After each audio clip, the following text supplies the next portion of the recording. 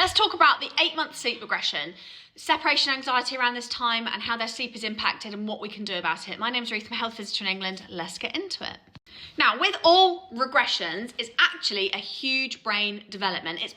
What the brain's going through is actually brilliant. It just impacts sleep. Their brain has changed, so therefore sleep changes, their needs change. And with the 8-month sleep regression, the brain has developed so much so now that they don't see you two as the same entity anymore. They recognize you're separate. Obviously, they can't comprehend this themselves, but when you leave the room and they can't see you anymore, they have separation anxiety because you're gone, you're out of sight.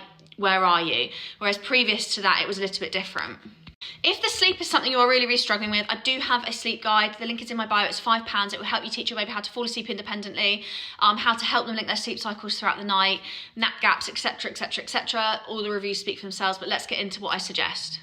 First things first, with separation anxiety, I want you to try to lean into it for a little bit. So giving them that one-to-one time, filling up that cup a little bit more, just to create that feeling of security. Next, we're going to practice object permanence.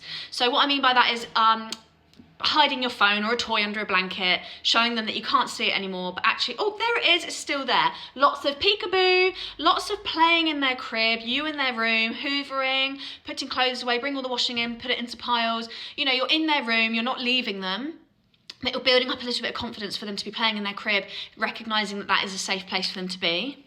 And then once they start to feel a bit more confident and comfortable, this might take a couple of days of going in and playing and coming out again, the both of you. Leave the room, put the washing away. Leave the room, put some bleach down the toilet, but you're coming straight back in. And then you're going to build up gradually, a little bit more time. So eventually it's not a place that they're unfamiliar with being left on their own in there. Now, when it comes to sleep, I'd like to be seeing the 2, 3, 4 hour nap gaps. So 2 hours after waking from their nighttime sleep, they go down for their first nap. 3 hours after waking up from that nap, they go down for their second nap. And then 4 hours to bedtime. Eventually, this is all going to potentially get a little bit longer. We start off nice and short in the morning to prevent overtiredness. And we have a nice longer nap gap in the afternoon before bed to help build that sleep pressure to avoid undertiredness. Making sure the sleep conditions are perfect, particularly while their brain is going through this big developmental patch.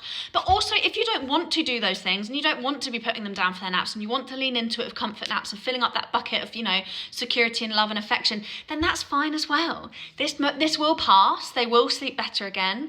They're going through this big change. Another big developmental change going on is their gross motor. Maybe looking into crawling at the moment. Maybe some of the babies are sitting up now at 8 months. Maybe some aren't. They're all different. Maybe some of them are starting to try and pull to stand. That impacts their sleep hugely as well. It's very normal for these babies to be waking in the night to feed. Before the age of 1, this is their main source of calories. You're not doing anything wrong. You are amazing. Any other questions, please put them in the comments.